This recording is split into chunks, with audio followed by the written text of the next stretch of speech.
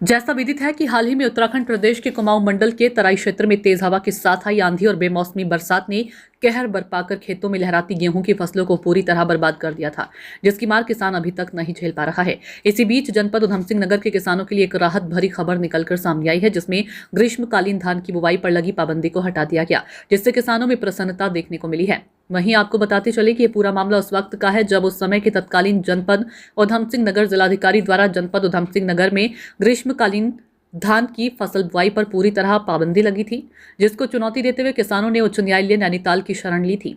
माननीय उच्च न्यायालय ने दोनों पक्षों की दलीलें सुनी, जिसमें किसानों के तर्क सही पाए गए और जिला प्रशासन के तर्क गलत होने पर जिलाधिकारी के धान बुआई पर लगी पाबंदी वाले आदेश को निरस्त कर फसल बुआई पर लगी पाबंदी को हटा दिया और किसानों को ग्रीष्मकालीन धान की फसल बुआई का फैसला सुनाया है, जिसको लेकर जसपुर विधानसभा क्षेत्र के किसानों ने इस फैसले का स्वागत किया और मीडिया से रूबरू होकर बताया कि यह किसानों की जीत है और जिला प्रशासन के मुंह पर तमाचा है, जिसने अपनी तानाशाही के बल पर गलत तरीके से किसानों को रोका था। देश का अन्नदाता कहे जाने वाला किसान अपने खेतों में कोई भी फसल लगाने को स्वतंत्र है।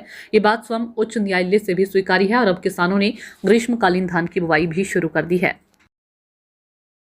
जो फसल थी उसमें जिलाधिकारी उधमसिंह नगर ने रोक लगाई थी कुछ समय पहले, जो कि बहुत गलत थी, क्योंकि उसमें जो तर्क दिए गए थे वो तर्क संगत नहीं थे कि वाटर लेवल किसान डाउन कर रहे हैं और प्रदूषण कर रहे हैं, ये कर रहे हैं, वो कर रहे हैं।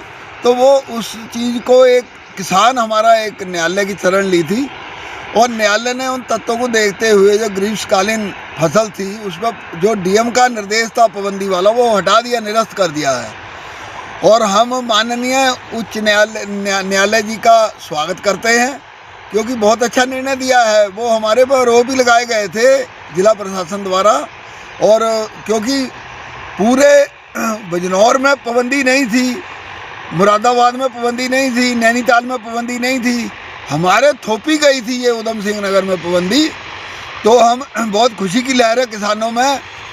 किसान को आज़ादी होनी चाहिए। न्यायालय ने भी ये कहा कि किसान को आज़ादी जो मर्जी अपने खेत में लगा सकता है, उसकी आज़ादी होनी चाहिए। और उन्होंने निर्णय ये जो जिलाधिकारी का पाबंदी वाला था वो निरस्त करा है और बहुत किसान खुश है। हम न्यायालय का बहुत बहुत स्वागत करते हैं, बहुत अच्छा निर्णय दिया है और आज़ादी दी है किसान को जो अपना मर्जी फसल लगा सकता है।